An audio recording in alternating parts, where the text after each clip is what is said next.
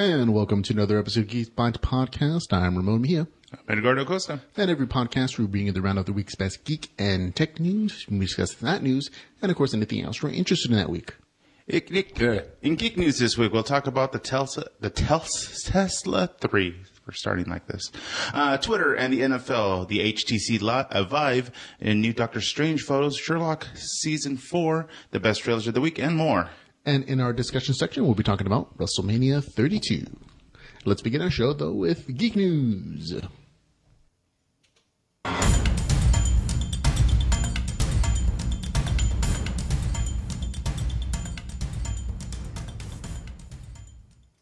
Tesla announced this weekend that they have a new vehicle coming out for the consumer. The Model 3. Tesla fans have gone completely wild over the latest Tesla vehicle. The Model 3 will get at least 215 miles of range beginning at just $35,000. All Model 3 cars will include support for Tesla's auto drive feature and the high-speed supercharging network.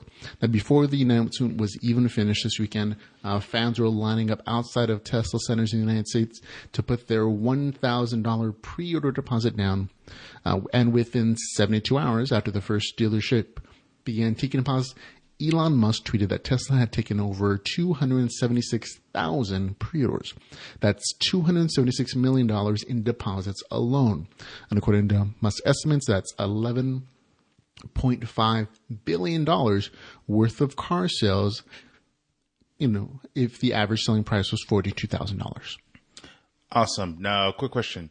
Now, they're becoming their own car company, or are they building through? They have been their own car company. Okay, awesome. They've had the really expensive, super ultra premium Tesla model cars previously, and they made a slightly cheaper version, and now they're coming out with the average. It's still slightly high end, but it's well within the reach of a lot of consumers. So obviously, a lot of people are interested in this thing. It's slated to come out at the end of 2017. The first production model cars, but 276,000 pre-orders. That's really good. That combines like the next two popular electric vehicles for like the last couple of years, all their sales combined. So I'm like, oh, great for them. Take that, other car companies. Mm-hmm. It's showing, depending, especially if they have multiple spots. Now, this is just based like in, I'm going to say, because of course, car capital of the world, Detroit, or they have multiple spaces across the United States, multiple, but they are their own independent operators. They don't generally license them out. They don't have other things there besides Tesla vehicles. You don't usually see them in like auto center, combination places. Those big auto malls, as they call them, and whatnot. Yeah. Oh, I wonder if they're going to start seeing like Tesla auto repair or Tesla whatever. Unless these they usually do them there, but this is direct to consumer, so there's no middleman of dealership. It's from the actual company. There are showrooms you can go in and test drive vehicles and everything, but it's Tesla has the direct consumer model. Awesome! I'm actually very tempted to go in. I am. Just check like it out. Why not? $35,000 with like rebates. That is not too unreasonable for a kind of a luxury vehicle, but it's probably the cheapest electric vehicle that I could probably afford. And I can see a bunch of like eco tax cuts because of it. Yeah, that's what's dropping from like a $42,000 price tag to $35,000. Oh yeah, that's with $10,000 in rebates. I'm like, yeah, it's $35,000, not so bad. That's what, a $500 car payment about ish. So I'm like, some higher end people can, but it's much better than like the $130,000 price tag for the original Tesla vehicle. I don't think it's going to wipe out the rest of the car industry, but at least they'll show, hey, we're here. I wonder if there's going to be any like modified cars, as you're going to see like the electric like monster truck or electric powered like larger, especially which I really want to see.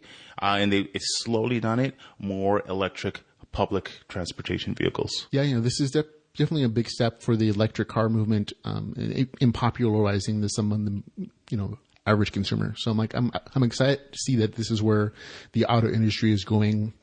We're dropping fossil fuels. We're making these more interesting vehicles. Yeah. I think it's going to be awesome. Mm-hmm. All right, next story. WhatsApp upgrades. WhatsApp announced Tuesday that end-to-end encryption has been applied to all communications. Messages have already received such encryption, but now photos, videos, voice messages, voice messages, and group chats do too. Take that, FBI. Yeah, WhatsApp is a messaging platform service that's very popular in a lot of countries. There have already been, government officials in Panama and Venezuela and even the United States who've tried to force WhatsApp to turn over customer information and data because for criminal prosecution, terrorists, whatever the case, or even just private citizen data. And WhatsApp has always had the technological advantage saying, you know what? All our regular communications are already encrypted. So we cannot give you what we cannot access.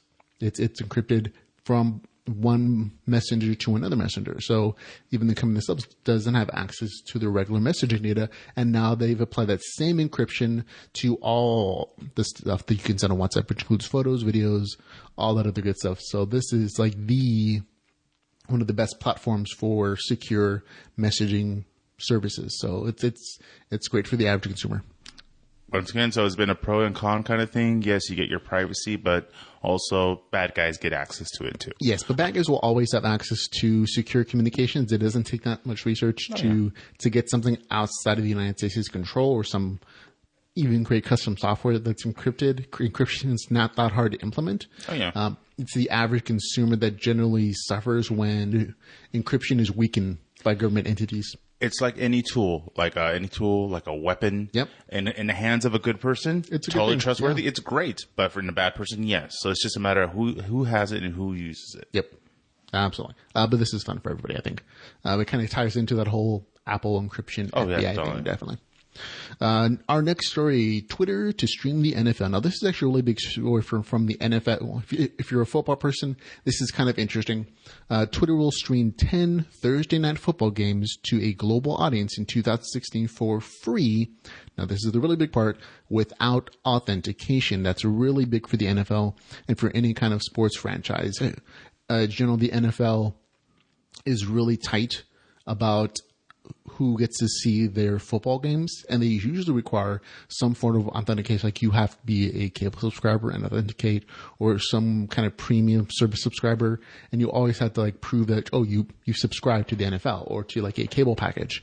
This is going to be the very first time that you can see NFL games without any kind of authentication. You can just basically log on to Twitter, click a button, and you're watching a football game, and you can see all the tweets associated with it.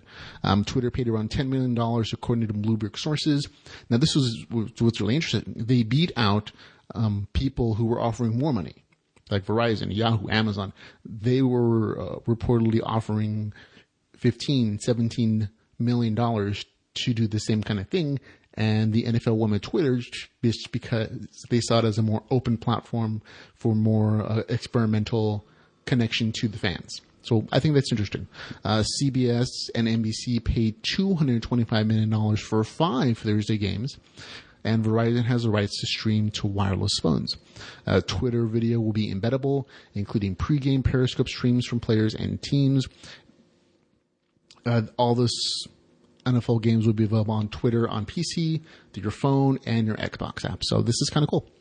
You know why, right? Why it was. All about the almighty ad, which means all about the almighty dollar. Whoever gets access to it, they're going to have to go to their site, to their company, to their thing, in this case, Twitter, and Twitter's going to be the game. Yeah, I mean, I think that's part of it. Twitter is trying to get a bunch of new subscribers, of course, making them kind of position themselves as a live event kind of platform, which would include sporting events like this. But it's notoriously difficult to get major league franchises to live stream their events to social media places like Facebook and Twitter, because they feel like they're losing a lot of ad revenue that they could otherwise get from cable television or from regular television or from their own systems, but they lose out on the much broader audience. I think this is the NFL kind of being a little more flexible than they have in the past, and I think it's going to pay out for them, because Twitter's essentially, for 5 of the 10 games, they're just going to be rebroadcasting NBC's stuff. So NBC is still going to get the ad revenue. The NFL is still going to get that ad revenue and that money from the NBC. And the Twitter money is just kind of icing on the cake. So I think the NFL benefits, Twitter benefits, and of course the fans benefits. I feel it's going to be happening, though, like the way it happened before. With any kind of new internet-related anything, especially as big as the NFL. If it was like the Super Bowl, oh man, that thing would crash. Because the amount of how many millions of people, even just watching them in their own homes, how many millions of people watch the game at home, and the millions of dollars people spend for 30 seconds of ad. Oh yeah, this is totally in their market. They're going to make a crazy amount of money. It's just a matter of how they're going to process it. I don't know if they're going to do it next season, but this season, I think this is going to be a cool experiment. I'm kind of curious to see how successful is, like, what are the numbers on Twitter going to be? Because again, this is something you can embed in other places besides Twitter. Yeah. You can embed these streams on our webpage, on anybody's webpage whatsoever, on Facebook. So this stuff can kind of spread beyond just the actual Twitter app. So it's like, oh, kind of cool. It's going to be fun. Very fun. All right, let's see. Facebook adds Periscope-like features. Facebook is adding a live streaming button to the middle of its iOS and Android apps, leading to a dedicated page and a map of live streams. You could choose to stream to groups or events now, and viewers can use all Facebook reactions. Comments and reactions will replay when viewed later. Facebook is paying some publishers to stream on the platform. The new button and features should roll out to users over the next few weeks. Yeah. Just in the last few days, I've seen more live streams that I had in the past couple months. I think Facebook is trying to position themselves as a Periscope competitor, because a lot of these same features are already on Periscope. Like, you can get a live updated map of which streams are currently happening and which ones have been recorded previously. And you can do it by geography, like one's in my neighborhood, one's across the country in certain time zones, whatever it is, and have a favorites list of streams you look at on a regular basis. And Facebook is kind of copying them, and there's nothing wrong with that. If it works for Periscope, why not, adapt it for Facebook? I'm curious to see how successful this is going to be. Is there room in the marketplace for two very similar products? Because the ecosystems are slightly different for Facebook than Periscope. Like, for Periscope, there's already a very large community in place that is used to this type of system. And on the Facebook side, though, they're more used to pre-recorded stuff that's just there for them to look at whenever they want to. They're not used to having to look at something as it's happening. That's not generally what Facebook is about. Twitter more so, but not as much as Facebook. They're slowly kind of trying to centralize on everybody's version of the same thing, compared to like an internet user. Before, you used to have, you either go with AOL or whatever service provider, but it's the same internet. This concept, same video format. The only difference is now Facebook's going to have their version of the same thing. That way, why do I have to go over there now on a whole separate whatever, even if it's just a simple click away? Everything could just be centralized through Facebook. Yes, your numbers are always going to be a little bit a difference between the number of Facebook users to Periscope users, but especially once that line gets blurred or at least combined all into one engine hub, whatever's.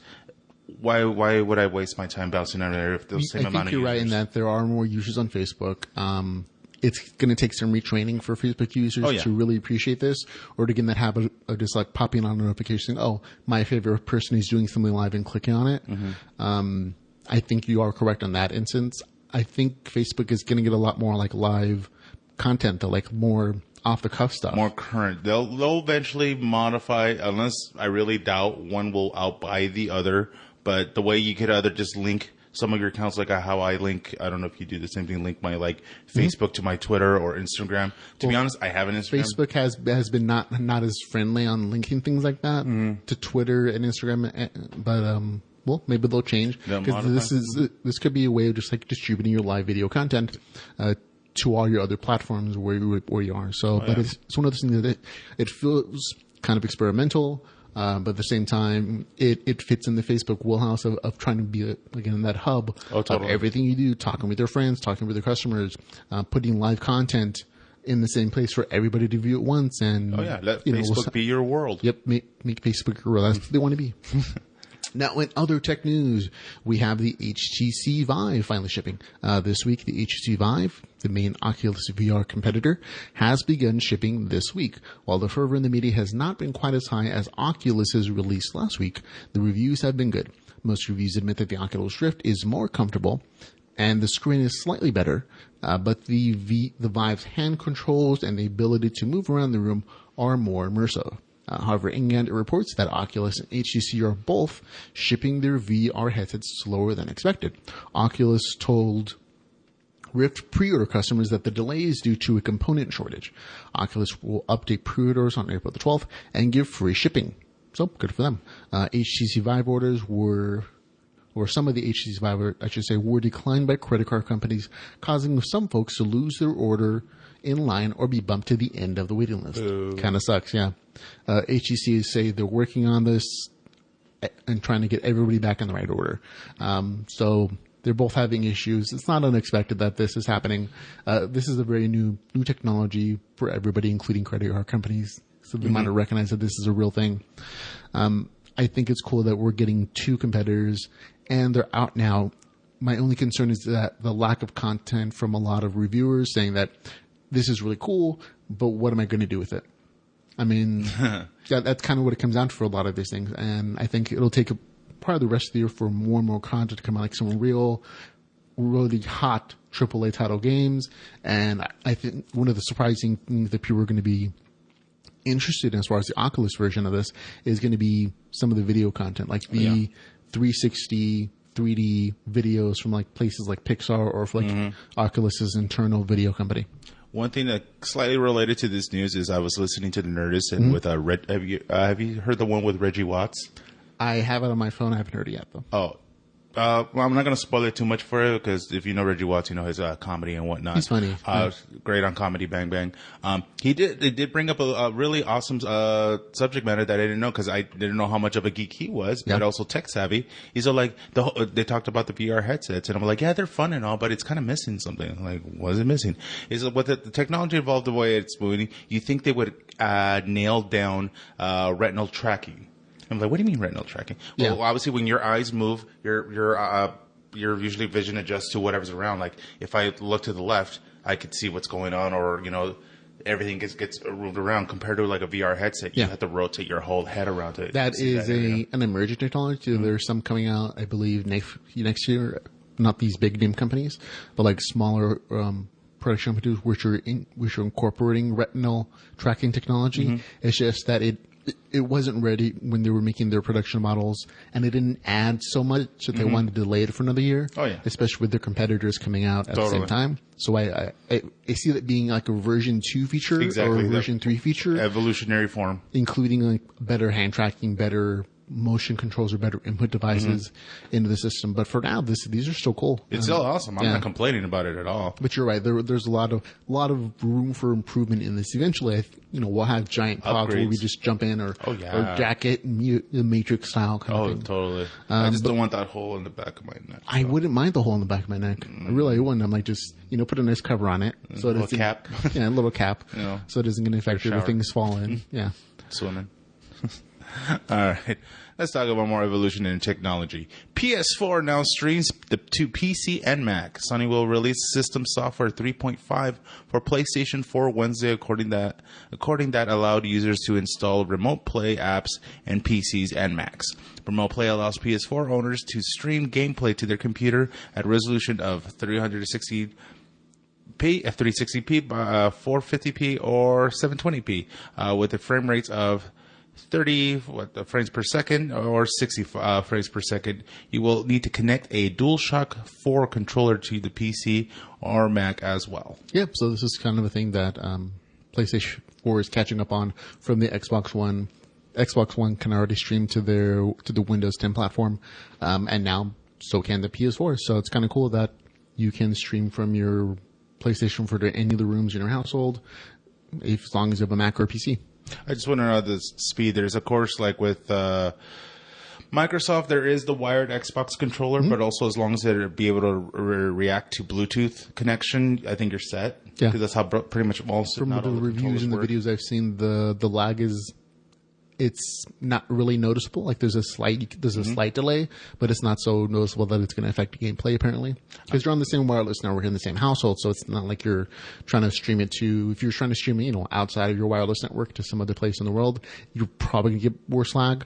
But within the same Wi-Fi network in the house, it seems like it's pretty decent. I'm waiting for an official Xbox/PlayStation, whichever one, for even at least for their own system app, because there are ways that you could actually use a controller for your phone to play a game, unless you buy that one third-party ones that you connect and whatnot to play PlayStation and Xbox games. Because I think that's the other thing that's missing, that Nintendo's kind of hinting, but nobody's made it official about having an official Nintendo app or other game apps, because there are obviously emulators that you could play legally / illegally, but to make another version of the mobile device, because everybody's phone now is almost as advanced, if not better, than a lot of game consoles out there, especially if it's just a monitor. Sort of, yeah. A lot of phones have been advancing. They're as good as PCs from 5 years ago. Oh yeah, a lot of times.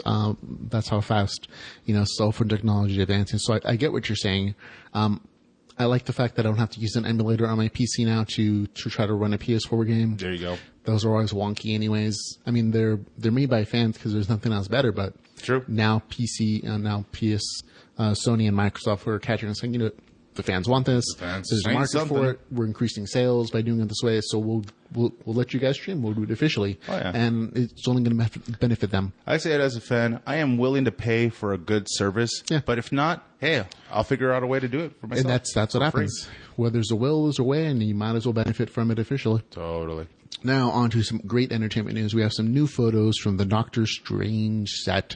There was this week while filming Doctor Strange in New York City, Benedict Cumberbatch stopped by a local comic book store to pick up the latest issue of Doctor Strange, the comic book. He did it, though, in full costume. He tweeted some photos of his time there, and the shop owner was understandably excited.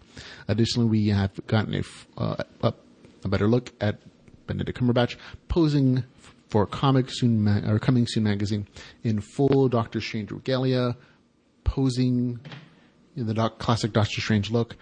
He looks amazing from the photos we've seen, and I thought it was kind of cool that he took the time to stop in a comic book shop and kind of, do some fan service. Oh yeah, it's almost like the Robert Downey Jr. before the Avengers movie actually came out, or even Iron Man. He actually went to a comic book shop, picked up a copy of Iron Man and Avengers to kind of I don't know if it was an intentional promotional kind of gimmick, but hey, it worked. It was really cool. Have you seen the video though of Cumberbatch as Strange? There was this weird little video, not like a vignette or anything like that, but it was just almost like a GIF, whatever way you like to call it, where he's tumbling, he's rolling around and hops. Oh. I don't know if it's an off-camera thing that they're going to do. I don't know. Doctor Strange doesn't really fly, but we'll see what they do.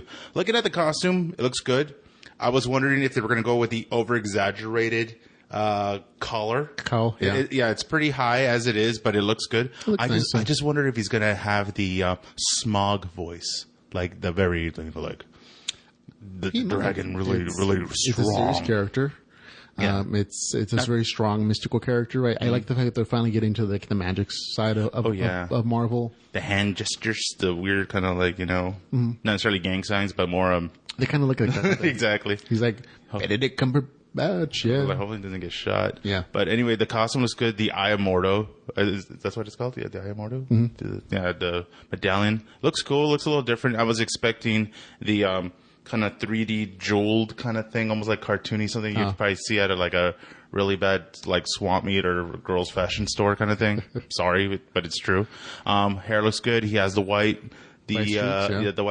streaks a la Mr. Fantastic, but also, he has the same thing. But his are better. Higher. At least, even you see for the comic book how he holds it's all mixed in, looks better, actually. Yeah. Looks good. You can catch the photos on our website, of course, if you want to look at them for yourselves at geekbytespodcast.com. But I love them. I mean, I want to get as much Doctor Strange news as possible. This is a film I'm looking forward to just because it kind of veers from the regular Marvel superhero stuff and kind of gets into this magic mysticism stuff. Oh, yeah. I wanted to see his hand. Well, I'm glad they showed his hands, but I want to know the origin, what way they're going to do, because they said the reason he stopped being a real doctor is because his hands got injured. I just want to know. And he went on this journey to try to find a cure or a fix, whether it's surgical or mystical for his condition. Yeah. But definitely want to check it out. Yeah, looks like it's fun. All right. More entertainment news. Dave Bautista joins Blade Runner sequel.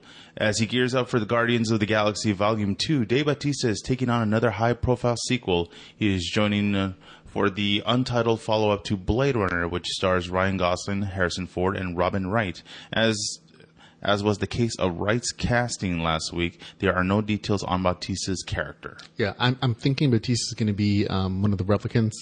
One of the big robots. Buff version. Yeah. Pretty much like an Arnold Schwarzenegger T-1000 kind of thing. He could be a hunter as well, a Blade Runner himself. That'll be a fine action role.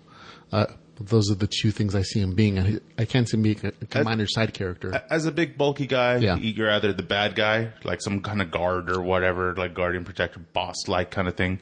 But even him, no offense to his Guardians of the Galaxy role, he doesn't have exactly great dialogue presence, so I'm not expecting him to have a large speaking role. He very much has that Arnold Schwarzenegger kind of thing going on, where in his early films, he doesn't have a lot of dialogue, but eventually he becomes decent enough that they give him more and more witty lines. And I think that's kind of be the way that Dave Bautista kind of works, because he has great acting chops. He does great physical stuff, presence, facial stuff. He just has to work on some of his dialogue, I guess. Maybe if you take some couple like Shakespearean acting courses. Yeah, everybody has room to improve, but he's still entertaining as heck. But amazing to see a big, huge, buff person playing Macbeth. That'd be classy. That would be classy. All our concept. All the expendable characters doing Shakespeare. That would be interesting. Next entertainment story: Freeform orders Marvel Cloak and Dagger series. Disney is expanding its Marvel TV production. The production company Freeform has ordered a new series with Marvel's Cloak and Dagger, a straight-to-series live-action drama based on the Marvel characters, which is aimed at young adults. So they already have Marvel's Agents of S.H.I.E.L.D., they have some other Marvel titles coming out, and now they're going in with Cloak and Daggers. So they're kind of taking a page out of some of the DC world. They have Supergirl, they have The Flash. They're very popular shows. Marvel hasn't had as great of a time on regular broadcast television as DC. On the internet, they've been doing great. Daredevil, Jessica Jones, we have Power Man, Iron Fist coming out, but those are all Netflix shows. On regular broadcast television, they don't have as much freedom, and so this might be a way to get into the teen audience.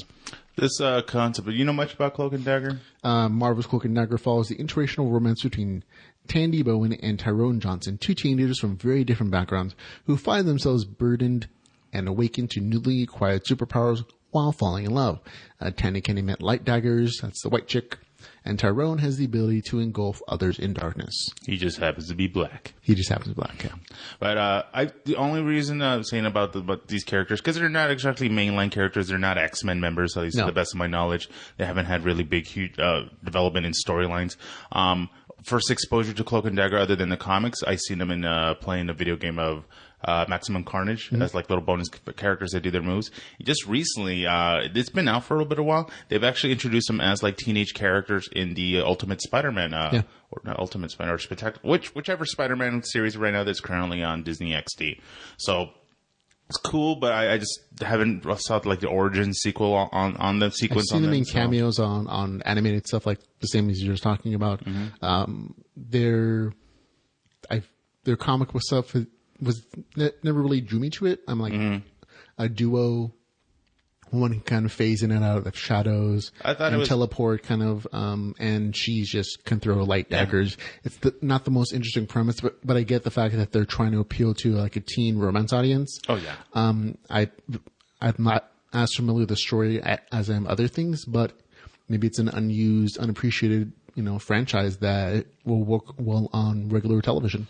It's a romance. It's definitely a romance thing. They're going with it with them too, but it's just. It might be angsty enough to be popular. You never know. Hit the right audience. Why not? Let's see. Well, speaking more of our entertainment, continuing on, Sherlock Season 4 starts filming. Filming has begun in the UK on the much-anticipated Season 4 of the BBC One masterpiece drama, Sherlock. 3 new episodes are afoot, promising laughter, tears, shocks, surprises, and extraordinary cases. The network said today, Benedict Cumberbatch, Mr. Doctor Strange, as the high-functioning sociopath, along with Martin Freeman as Dr. John Watson, and Amanda Ebbington as his wife Mary. The latter two will be preparing for the arrival of their first child. Characters or real life? In the show. Okay, I was going to say, Cumberbatch says he's genuinely thrilled to be back filming Sherlock and the cast with all the cast and crew, and can't wait for everyone to see Season 4. Yeah. So like Season 1 was them getting together in the first place, Holmes and Watson meeting up, doing some case stuff. Season 2 was very similar. They expand on the Moriarty franchise, or the Moriarty concept. Sherlock's arch enemy. In Season 3, you get some of that as well, but you also get, Watson getting married to Mary. That's that main storyline, of course, plenty of cases. In Season 4, Watson and Mary are having a baby. So that's where they're going at this point, as far as like the B plot line. One of the most amazing shows on the BBC, of course, super interesting, kind of reignited the world's love of Sherlock Holmes. From that show, you get Elementary, which is a very popular American version, where, Sherlock Holmes is in the United States and Watson is a woman, It all starts with Sherlock Holmes, Sherlock on the BBC. And it's a super amazing. Only down to the course that it has so few episodes. They're filming 3 now. I think they're planning for 12, which is not uncommon for a British or European series. They don't run 24, 36 episodes or more like in American television. So their storylines are a lot tighter. You don't have as many wasted episodes. And the arc is very finite. So I like it. I'm happy to see that the show's starting up again. All right, you're a bigger fan of Sherlock than I am. Storybook-wise, in the books, shows, whatever, has he ever been married? Sherlock? Yeah. I don't think so. Or he's always been kind of like James Bondish, where just like, He's very much like the ever-present Bachelor. Okay. Yeah, so he's in, depending on the stories, sometimes he's very suave, sometimes he's very, atypical. He's had love affairs with various women in the books and in the series that we've seen here, but he's never been settled down. Yeah. Although the storyline in Elementary, the American version of Sherlock, currently has him kind of seriously dating somebody. But that's kind of like a tangent that's not official in like the original Arthur Conan Doyle, books. No, that's always good. Like, I just didn't know anything about the guy. Yeah, super fun. Look forward to it. And that's going to be it for Geek News, folks. We're going to move on to our Trailers of the Week. Trailers of the Week. And, of course, in our Trailers of the Week section, we discuss the best trailers that came out this week. But remember, you can watch all the full trailers we're talking about here at GeekBytesPodcast.com. And we begin our show, though, with the most outstanding trailer that came out this week. OMG, you guys, Rogue One. Yeah, dude, Rogue One was so crazy. Rogue One.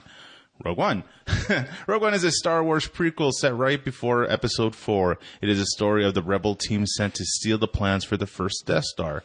The latest trailer shows a Dirty Dozen-style team of infiltrating and battling the Empire. Jin Asa, a rebel amongst rebels, leads the team. We also see a bounty hunter, a samurai, a pilot, and a Forrest Whitaker as a veteran fighter.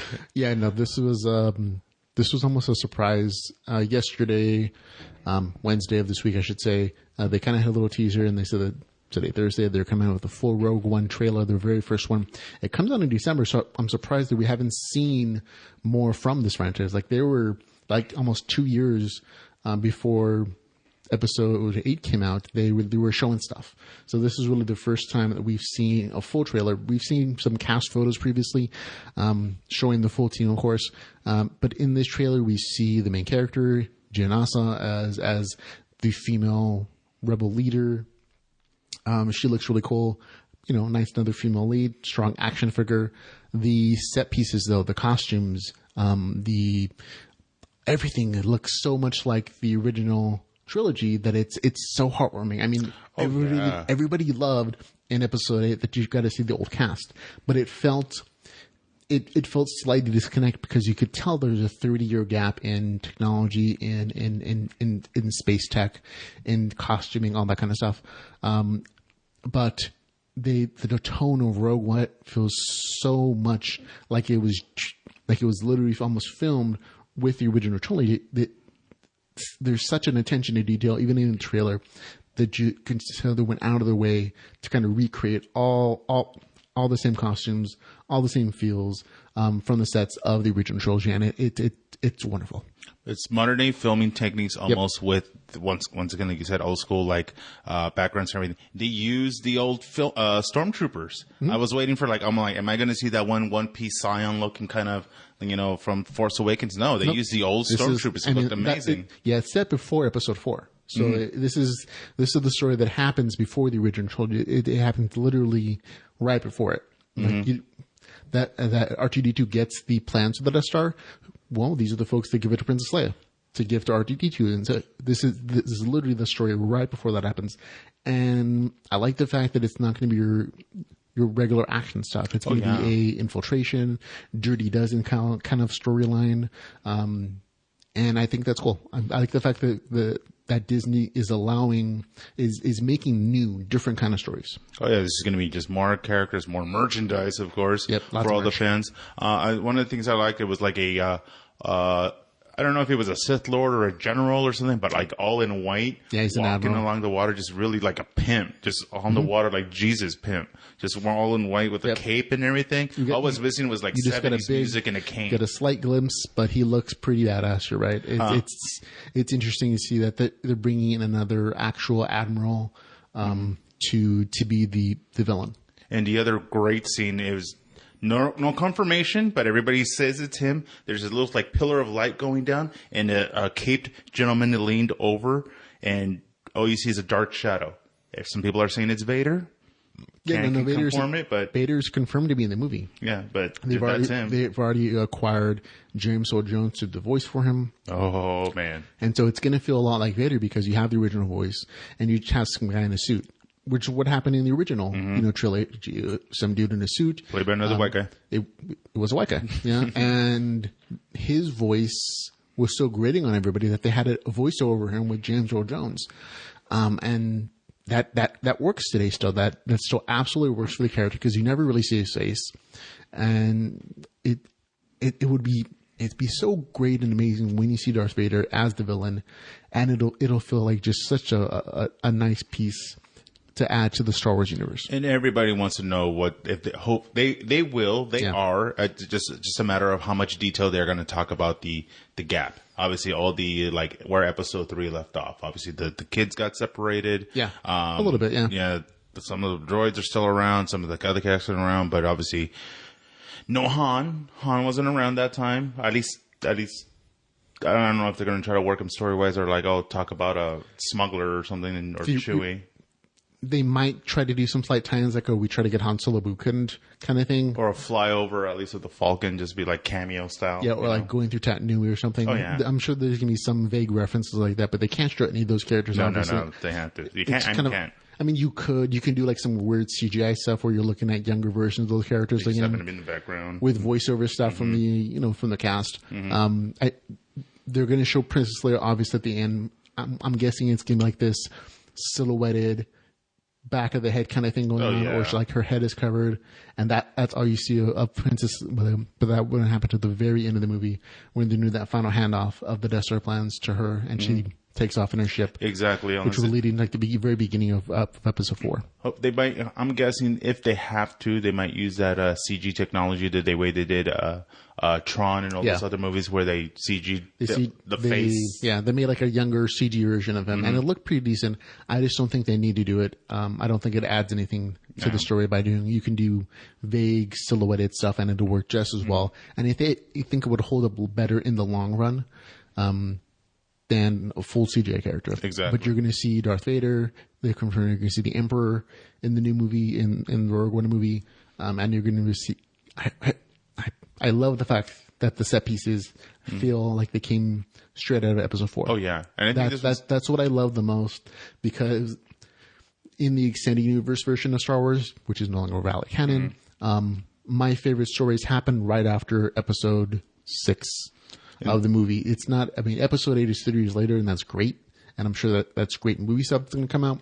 But my favorite stories happened right after episode, in that same technological time frame of episode 4, 5, and 6. And this one's going to be more Rebel, less Jedi, right? More Rebel, less Jedi. I doubt that you're going to see any Jedis. Yeah, because I haven't seen a lightsaber really, other than who's supposed to carry one. But overall, I want to check it out. Yeah, and I like the fact that they're omitting Jedis, because there's plenty of story opportunities in the universe without having to be the Jedi story. Mm-hmm. You know, you don't need magic lightsabers to have a good sci-fi battle. Yeah. Guns do the trick sometimes. They sure do. Now, we kind of geeked about Star Wars, obviously. We went to our next trailer, which is equally amazing and great. It's called the BFG. I don't actually know what BFG stands for. Big Friendly Giant. Is it? Okay. Well, from what I'm reading, right? The Big Friendly Giant. You're absolutely correct. I was going to go big fucking guy, because that's what it took when I saw. In my head, I thought the same thing, man. I gotta say. But the full trailer has been released for this animated, family-friendly show or movie, and it was obviously worth the wait. This is a mostly CG film. It has a ton of heart and had me wanting to be swept away by a kind giant. The synopsis is: a girl named Sophie encounters the Big Friendly Giant, who, despite his intimidating appearance, turns out to be a kind-hearted soul who is considered an outcast by other giants because, unlike his peers, he refuses to eat little boys and girls. This movie is coming in theaters July 1st. I liked it. So what did you think of it? I thought it was awesome. If you saw the movie, not in a scary version, but was it the Jack and the Beanstalk? The CGI huge giants, similar giant style, big enormous, beans. If you watch Into the Woods, kind of same thing. It almost has the same feel, almost in the CGI, but it looks good. You see the way they made that character, the BFG character, the main character, big main giant, very likable, very heartwarming eyes, non-threatening.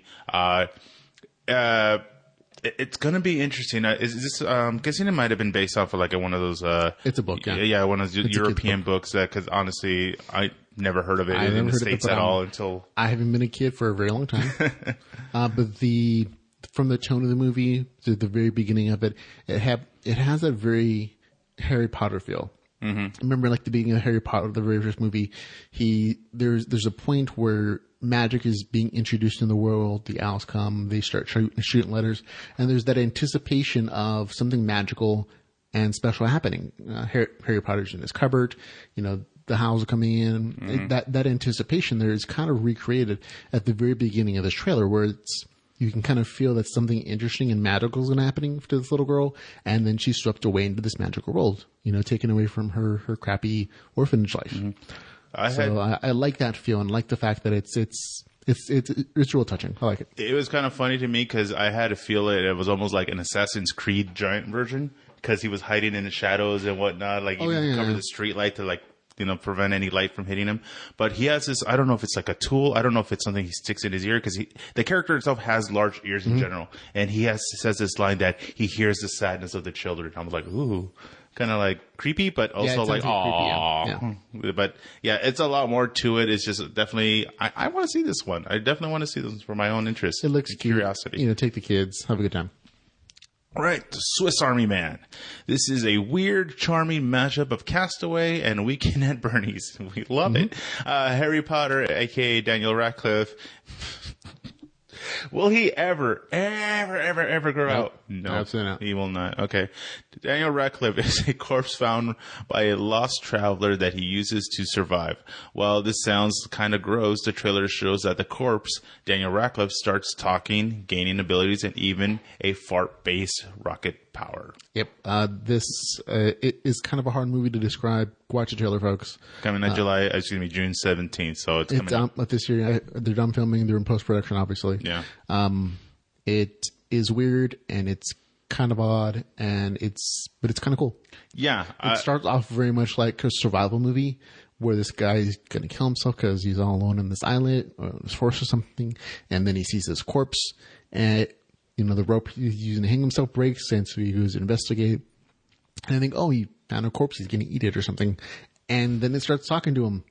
And the trailer shows a bunch of weird powers that he uses to like survive with it. Like he uses the dead man's arm chopping power to like break a bunch of wood up, to spit out water that's purified.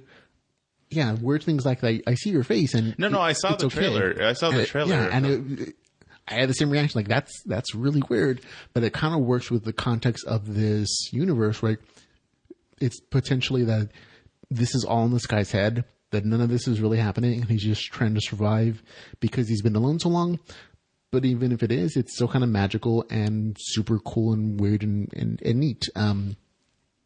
Very weird in a cool way. There's like the one scene that I saw is where, I don't know, I'm guessing he might have put stones or something in his stomach because he starts kind of like doing like the Heimlich maneuver, but he starts spitting out rocks like if it was like a gun. Like a Gatling gun. Like a Gatling gun. There's the chopping one. And then there's he starts kind of like mimicking him. Like he starts kind of repeating lines after him. Almost like if it was like a busted robot, like an android robot, but it was still kind of functioning. Yeah. But they don't show anything, at least to the best of my knowledge, no robot-ish isms. You don't see wires coming at him. He's not sparking. It's more like limited intelligence. Mm-hmm. You see Danny Radcliffe talking on his own at one point after he looks at like this picture on the guy's phone. So there's the impression there's the impression that this guy is just in this afterlife state, and that he found a second life as a corpse, and he just has limited functionalities and abilities.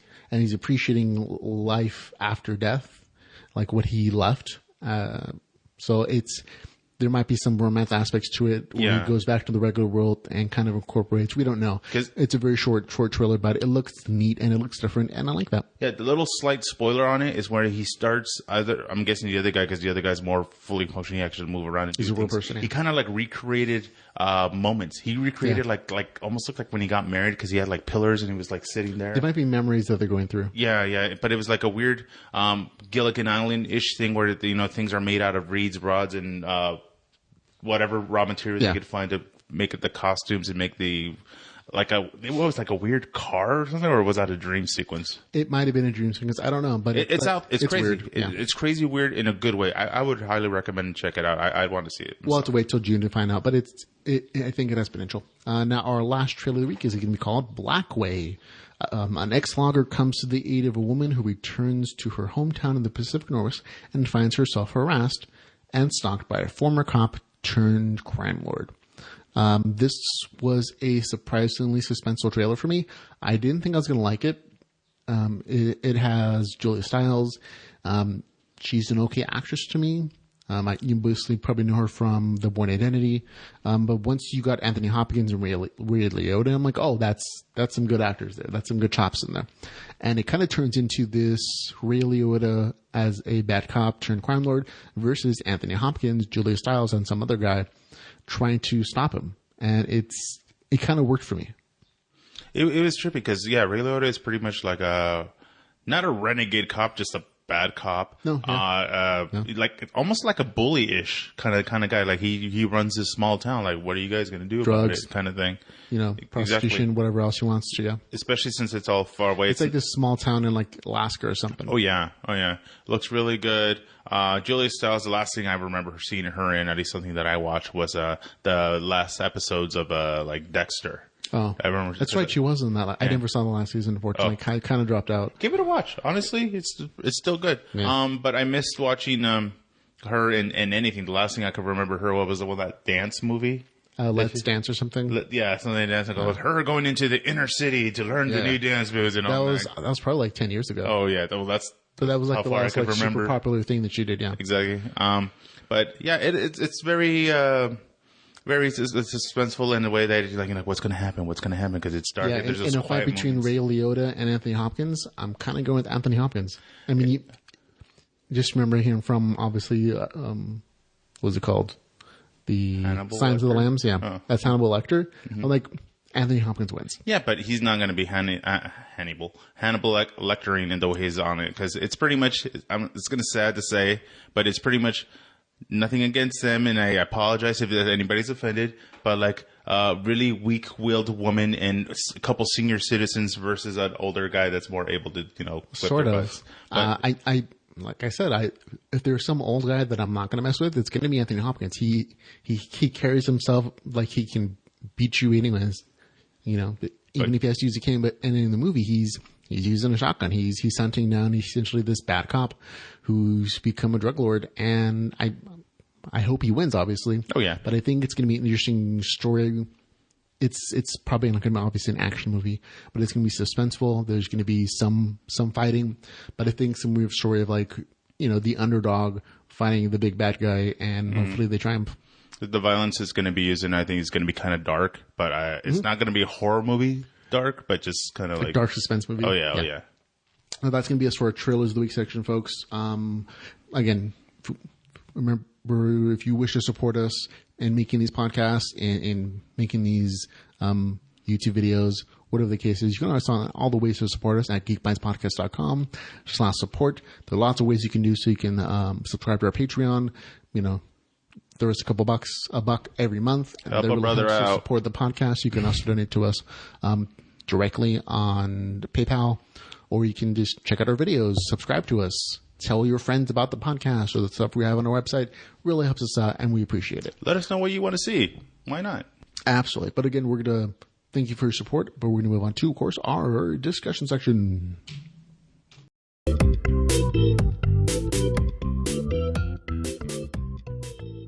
Now, of course, in our discussion section, folks, we talk about anything we're interested in this week, and we're going to be talking about this week, WrestleMania 32, brother. Yeah.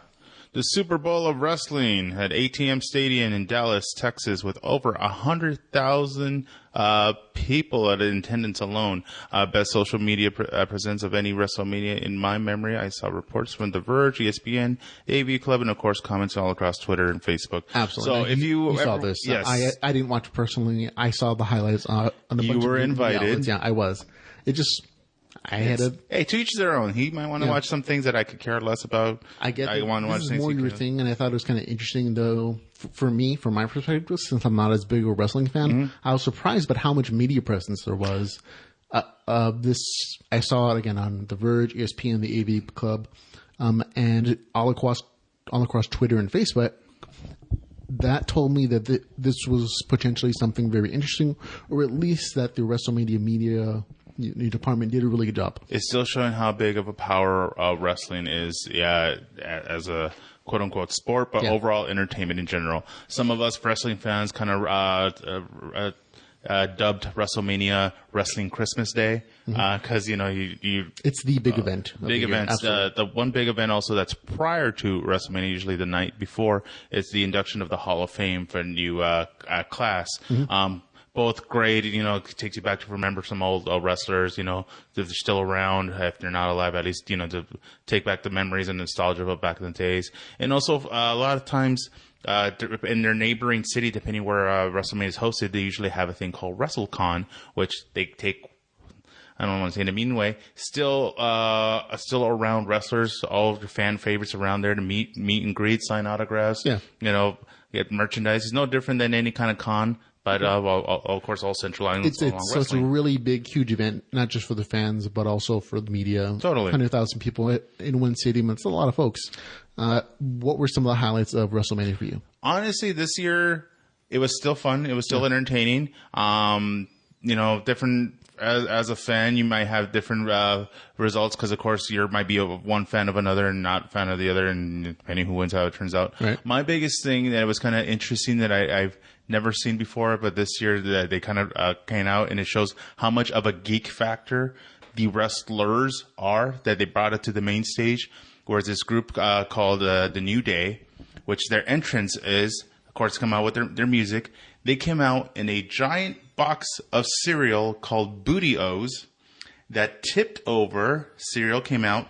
They came out, but they came out dressed as Dragon Ball Super Saiyans. Oh, that's cool. So it shows how much of a geek factor it is for a lot of people. Once again, the wrestlers are, they watch Dragon Ball Z like everyone else. That's good. They're just now having to bring that gimmick out to it. I don't know if I miss Raw and SmackDown, so I don't know if they continue on with the same. But that just shows awesome because they have fun. That group themselves, those three individuals, Big E, Kofi Kingston and Xavier Woods shows that they just like to have fun. That's good. Yeah, that they had fun. Take care of business in the ring, but awesome. Were there any matches that stood out in your mind as being interesting or amazing? The biggest match, at least that was not the main event, but it was more the wanting to find out how the results were going to go, was to me The Undertaker versus Shane McMahon. Real quick cliff notes on it.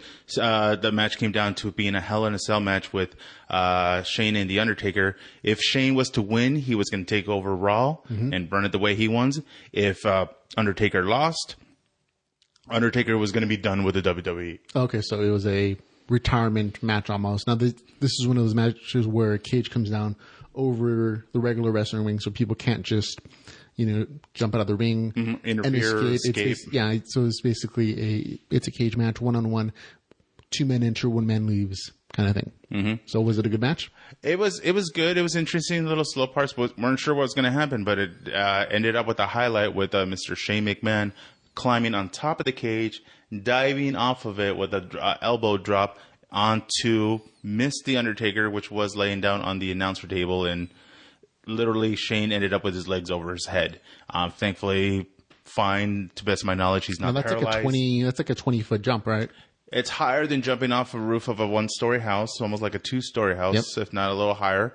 And no padding, no give. All it is literally an announcing table. That's absolutely real. This is not like fake CGI stuff. A real body. No strings attached. Yeah, you just jump from a 2-story building. You're gonna have impact. Now this was very dangerous. Everybody was okay at the end though, but it was a really interesting move from what I heard.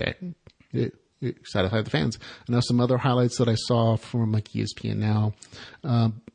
These things kind of stood out to me as a non-super wrestling fan. I mean, I like wrestling. Super big fan as a kid, but these stood out to me as a modern, like, novice wrestling fan. Seeing Shaquille O'Neal versus Big Show. Shaquille O'Neal 7'1". The Big Show is 7 foot.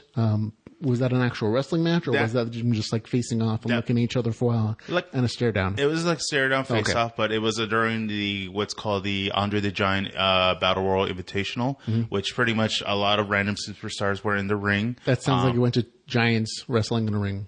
Which it pretty much was. Okay. And especially it was not announced. Nobody knew about it, at least to the best of my knowledge. Nobody knew about Shaquille entering the competition, because all you hear is like Shaq. I'm like, what do you mean Shaq? And then they show his Shake his Shack. video. I'm kind of hungry. Oh yeah. They showed his video image on the monitors and stuff, like Shaquille O'Neal. Yeah. He came out ready to go. He wasn't wearing trunks, thankfully, but he did come into he'd be walking with Speedos and just like poke a guy's eye out. Hey, whatever you need to do to win. Whatever he's packing. But he came out face to face with the Big Show.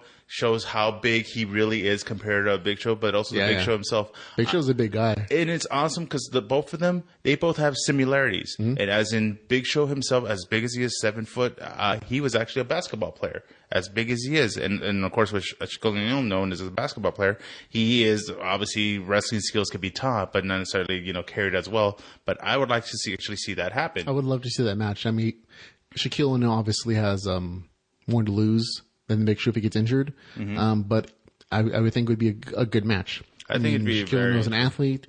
He's a real athlete. He's not a fake athlete. Oh, no. Yeah. So you could teach him wrestling moves, make it entertaining. And of course, the Big Show is an athlete as well, but he's more of an entertainer. Oh, totally. Yeah. But with both of them. I think it'd be a fight among giants kind of thing. To the best of my knowledge, Shaquille O'Neal is also retired. Yeah. So he's retired at least from basketball. No one says he's retired from wrestling. Yeah. So might be a second lease on life. It's not the first time any professional athlete outside wrestling has been involved in a ring. They've had football players, baseball players, football players. Olympic athletes that have become wrestlers. Mr. Kurt Angle. The last professional basketball player, at least to the best of my knowledge, that's been involved in wrestling was Karl Malone, if I'm right, and Dennis Rodman. Yep, they will show up. And did they wrestle, or do they just like show up as appearances? Well, at least for Shaquille O'Neal, and then with the Big Show and all the other wrestlers, he actually got involved in the match. Good. And it's over the top rope, so it's pretty much involves the guys getting tossed over the top rope. And he lasted in there pretty well. It was just mostly him and Big Show kind of trading off. But you felt like it's like a PR stunt almost. Oh yeah, yeah. Okay. They just pretty much held each other in a chokehold. Like him had arms on his throat, and vice versa.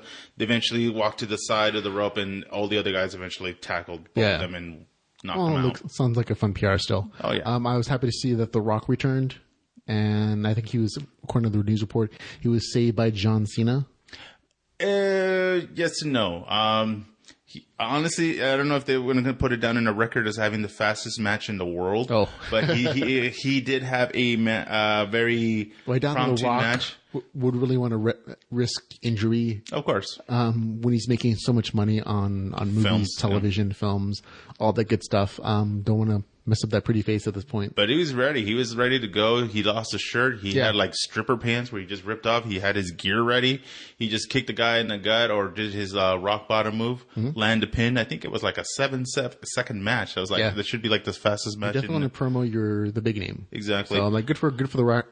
I thought it was kind of cool to see him back in the ring because he retired a long time ago. All right, and he doesn't have to come back. He's making a heck of a lot more money doing other stuff. But I think it's cool that he acknowledges his roots as a wrestler and that's what made him famous. And he comes back to pay tribute.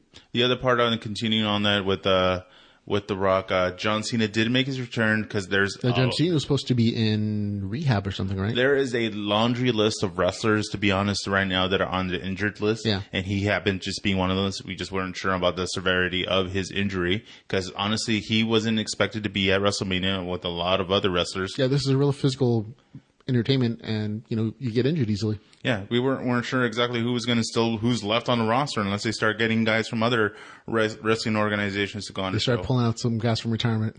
Oh yeah, kind of. But it was good. He looked able. Once again, I missed Raw and SmackDown, so I'm not sure exactly how much of his involvement he is back in. But here's a good match, even if it's short. Not other folks that I speak and bring people out of retirement. Apparently, Steve Austin, Mick Foley, and Shawn Michaels showed up to face off against the League. The League of Nations. It's actually a combination of 4 individual gentlemen of all parts of the world. We got Alberto Del Rio representing Mexico, Sheamus representing Ireland, Rusev representing, I want to say, like the Soviet Union or at least Russia or whatever's still around. Yeah, I've seen that guy. He reminds me of Droven out from the Rocky franchise. Yeah, except that he's not a blonde flat top guy. He's actually a funny thing. He's Samoan, but he's playing. Yeah, but it feels like the same. Like they had some tall dude who can do a Russian accent and pretty much, and he just happened to be Samoan, and they play on that way. Yeah. But that's funny. And the last member of the League of Nations is Mr. Wade Barrett, representing Britain. So they're like a really good group and everything. So it was a 4-on-3 match? It was actually, their match was between the New Day. Okay. And eventually they won, but they started kind of bullying around. So then they started calling for some help. And I think, then that's when, Shawn Michaels, wearing his wrestling gear, which that surprised a lot of people. Then eventually Stone Cold Steve Austin being a Texas, original that blew up the house. Everybody was excited to see. You could kind of get hints that he wasn't coming as a Texas native. Exactly. But talk about pulling people out of retirement. These guys are like 10, 15 years or more, 20 years sometimes out of retirement. And they still look good. Steve Austin is still a big dude. He kept in shape. How did Mick Foley look? Mick Foley looked good. He kept the same shape. A lot of times, sometimes you'll see some guys who just stop going to the gym and just eat. But they held their own very well. It's just, especially with Mr. Steve Austin having a neck injury, I wasn't sure exactly how much physical ability he'd be able to perform. He got all tweaked up as a wrestler. He just got the neck injury tore through his body. Exactly, and especially for his finisher during the Stockholm Center, him having to land on pretty much on his ass, if not his leg. Still all that shock movement going all the way up his spine to his neck. Might not be the smartest thing in the world for him to do, but he's careful at least. Hey, as long as you guys had a good time, it was a good show. I'm glad to see that this stuff is still around and it's so popular. So overall, you had a good time? Great time. Realistically, we were watching the show. I was watching it over a friend's house, but we lost the feed while we watched it to the WWE Network. And when we were trying to get back into the feed, we had this weird experience because it's all WWE Network logos and everything on the hub, on the whatevers. We're clicking onto the event. We were watching on the WWE Network a weird infomercial. And so they had infomercial commercials on there? Which is the thing is, it's not connected whatsoever. It's supposed to be a pay-per-view, like live uncut event almost, right? Exactly. You pay the premium for it. But it was an infomercial for some kind of insurance thing or whatever. Maybe they got hacked. And it was, maybe. I was thinking it might have been like a joke or something. Then it cut off from that. Then it led into a handgun shooting competition.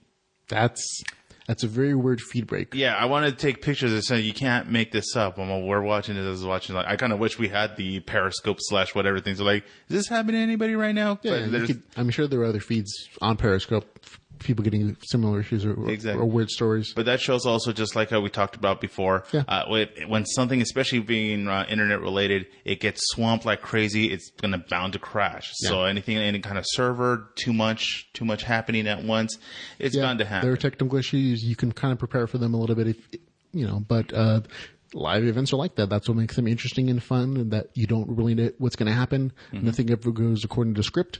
That's how it goes. But that's going to be it for us on Geek Bytes Podcast, folks. Thank you very much for listening. I'm Ramon Mejia. I'm Edgardo Costa. Now, go geek out about something.